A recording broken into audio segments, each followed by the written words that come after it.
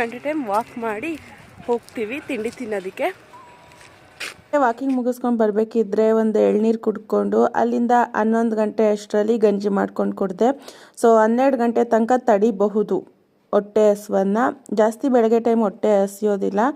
So ಬಾಟ್ಲಿಗೆಲ್ಲ ಬಿಸಿನೀರು filling ಮಾಡಿಕೊಂಡು ಮಧ್ಯ ಮಧ್ಯೆ ಬಿಸಿನೀರು ಕುಡಿತಾ ಇರ್ತೀನಿ. ಆಗಾಗ ತಣ್ಣೀರು ಕುಡಿತೀನಿ, ಬಟ್ ರೇರು. ಸೊ ಕುಡಿದು ದಿನಕ್ಕೆ 5 ಲೀಟ್ರಷ್ಟು ನೀರನ್ನು ಕಂಪ್ಲೀಟ್ ಮಾಡ್ತೀನಿ. ಅಟ್ಲೀಸ್ಟ್ ಆಗಲಿಲ್ಲ ಅಂದರೆ ಒಂದು 3.5-4 ಲೀಟ್ರು. ತಿರ್ಗಾ 12 ಗಂಟೆ ಅಷ್ಟರಲ್ಲಿ ಸ್ವಲ್ಪ ಹೊಟ್ಟೆ ಹಸಿತಿತ್ತು ಅಂತ ಅಂದ್ಬಿಟ್ಟು ಅರ್ಧ ಸ್ಟಾರ್ ಫ್ರೂಟು, ಅರ್ಧ ರಾಮಫಲ ತಿಂದೆ. ಮಧ್ಯಾಹ್ನ ತಿರ್ಗಾ ಊಟಕ್ಕೆ 4 ಕಡುಬು, ಹಾಗೆ ಕಡಲೆಕಾಳು ಉಸ್ಲಿ, ಹಾಗೆ ಸ್ವಲ್ಪ ರೈಸು ಸಾಂಬಾರು ತಿಂದೆ. ಸೊ ಸಖತ್ತಾಗಿತ್ತು. ಇದು ಬಂದು ಗುಲ್ಸುಂಡೆಕಾಯಿ ಬೇಳೆ ಸಾಂಬಾರು ಅಂತ ಸಖತ್ತಾಗತ್ತೆ. ಅದೇ ಸಾಂಬಾರಿಗೆ ರಾತ್ರಿ 2 ಮುದ್ದೆ ತಿಂದೆ 7 ಗಂಟೆ ಅಷ್ಟರಲ್ಲಿ. ಇವತ್ತಿನ ದಿನ ಸಿಂಪಲ್ಲಾಗಿ ಈ ರೀತಿ ಇತ್ತು. Thank you.